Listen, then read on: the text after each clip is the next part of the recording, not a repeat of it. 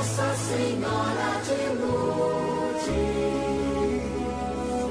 ouvi o louvor e a oração. Programa A Vez e a Voz dos Pequeninos, uma produção da Catequese Matriz Paróquia Nossa Senhora de Lourdes, Vespasiano, Minas Gerais.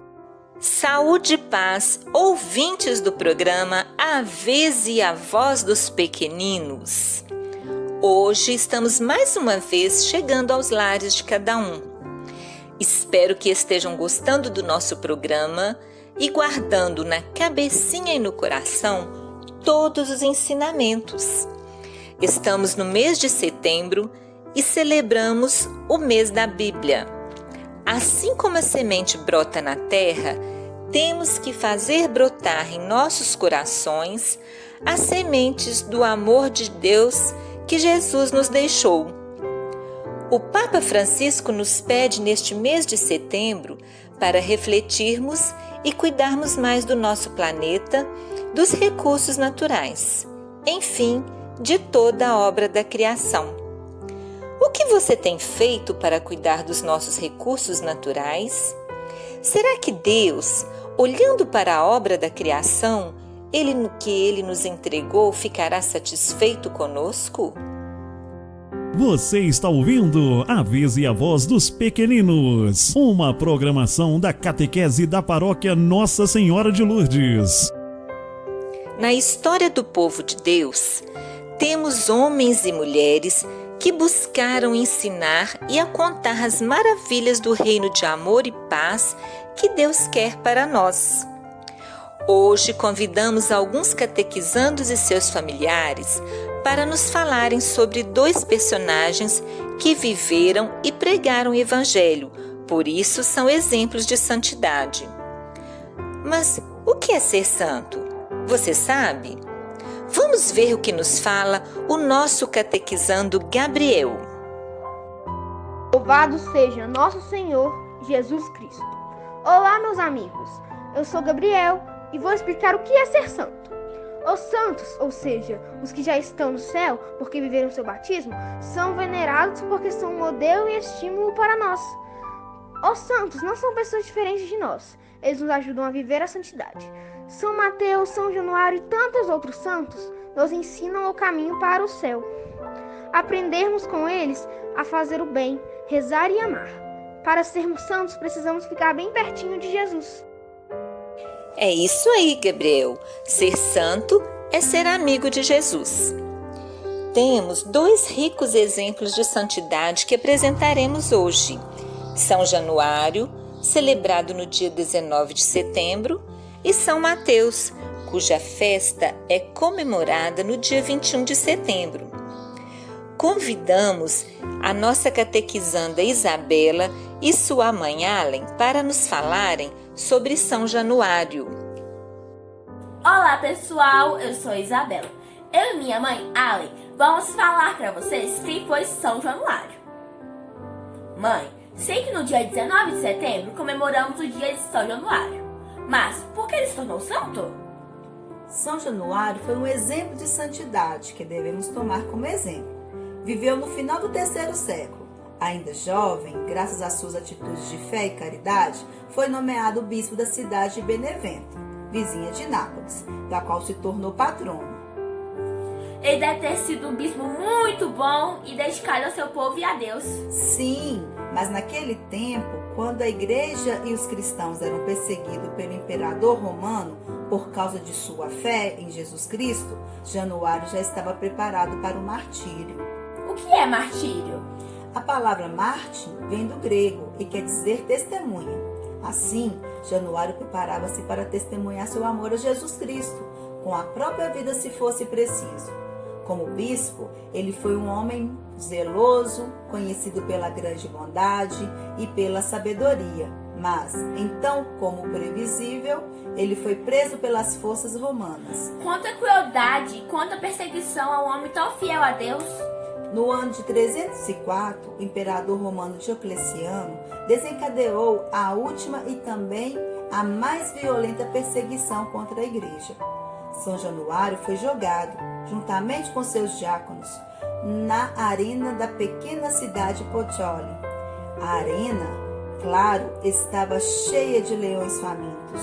O povo que assistia ao espetáculo esperava ansiosamente por ver o sangue dos cristãos derramado pelos leões.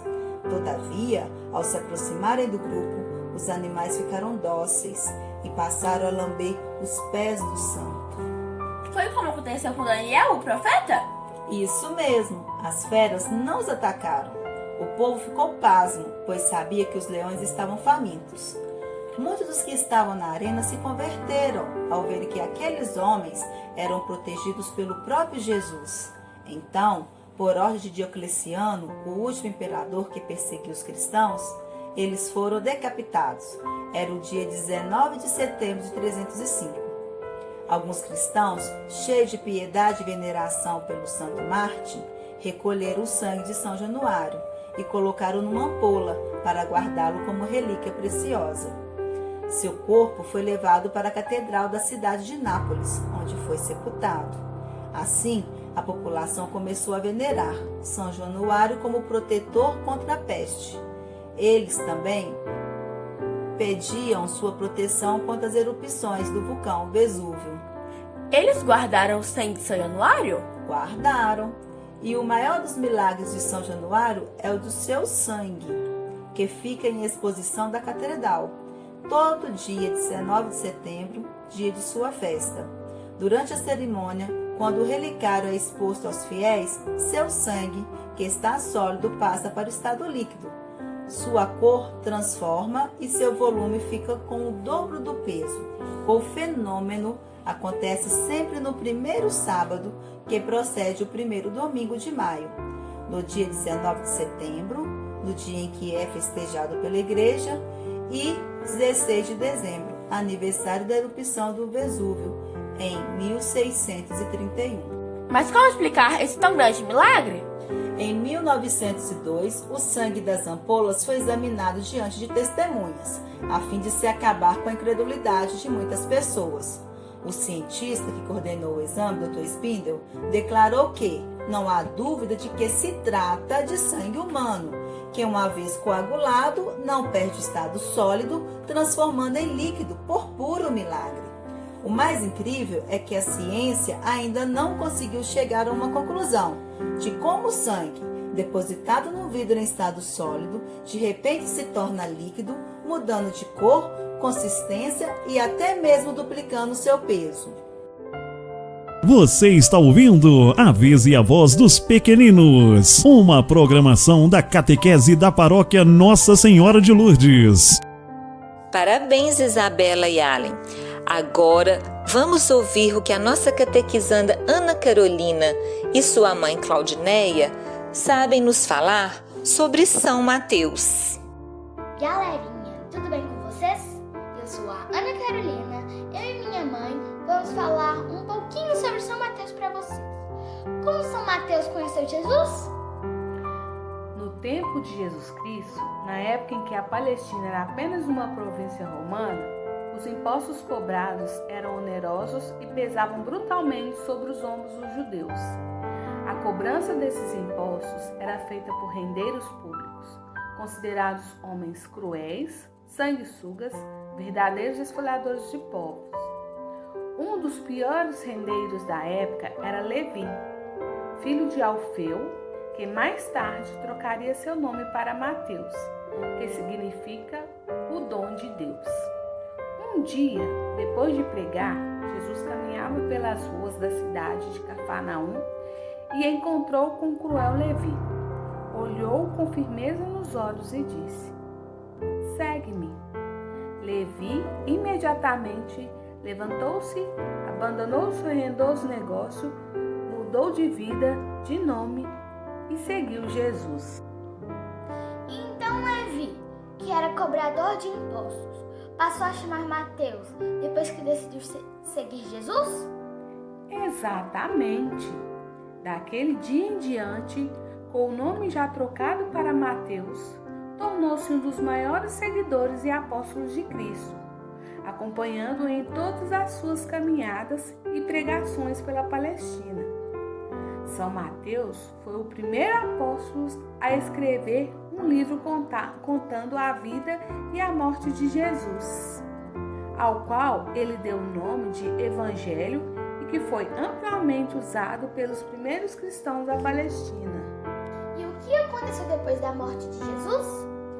Depois da morte e ressurreição de Jesus, os apóstolos espalharam-se pelo mundo e Mateus foi para a Arábia e a Pérsia para evangelizar aqueles povos. Porém, foi vítima de uma grande perseguição por parte dos sacerdotes locais, que mandaram arrancar-lhe os olhos e encarceraram para depois ser sacrificado aos deuses. Mas Deus não abandonou e mandou um anjo que o curou seus olhos e o libertou. Mateus seguiu então para a Etiópia, onde mais uma vez foi perseguido por feiticeiros que se opunham à evangelização. Porém, o príncipe herdeiro morreu e Mateus foi chamado ao palácio. Por uma graça divina, fez o filho da rainha Candace ressuscitar, causando grande espanto e admiração entre os presentes. Com esse ato, Mateus conseguiu converter grande parte da população. Na época, a igreja da Etiópia passou a ser uma das mais ativas e florescentes dos tempos apostólicos. Que verdadeiro apóstolo e evangelizador foi São Mateus, hein? Foi mesmo, mas sua história não termina aí. São Mateus morreu por ordem do rei Etarco, sobrinho do rei Egipo, no altar da igreja em que celebrava o santo ofício da missa. Isso aconteceu porque não intercedeu em favor do pedido de casamento feito pelo monarca e recusado pela jovem Efigênia, que havia decidido consagrar-se a Jesus. Inconformado com a atitude do santo homem, Etarco mandou que seus soldados o executassem. No ano 930, as relíquias mortais do apóstolo de São Mateus foram transportadas para Salemo, na Itália, onde até hoje é festejado como o padroeiro da cidade. Que linda a caminhada deste importante evangelista! Por isso, a igreja determinou o dia 21 de setembro para a celebração de São Mateus Apóstolo. O símbolo de São Mateus como evangelista foi um anjo. Parabéns para vocês também, Ana Carolina e Claudineia. E vocês, crianças, viram como são bonitas as histórias de nossos santos? Conhecendo suas histórias, firmamos ainda mais o nosso compromisso para seguirmos mais fortes no caminho de Deus. Não nos esqueçamos o que diz o Papa Francisco. Sempre, em cada lugar, é possível ser santo, abrir-se a esta graça que age dentro de nós e nos leva à santidade. Como respondemos até agora ao apelo do Senhor à santidade? Acreditamos que somos mais santos, ou seja, estamos mais próximos de Deus quando cuidamos bem da nossa casa comum, o planeta Terra, como nos pede o nosso Papa. Que tal nos comprometermos mais a preservar os recursos naturais e produzirmos menos lixo cuidando mais e melhor de tudo que Deus criou para nós? Assim, encerramos aqui mais uma programação. Deixamos um abraço para você que nos acompanha, para Padre Lauro, nosso querido pároco, e todos que muito nos ajudam na produção deste programa. Não deixem de curtir nossa página, deixar o seu joinha e um comentário. Até breve! Nossa Senhora de Lourdes, protegei-nos!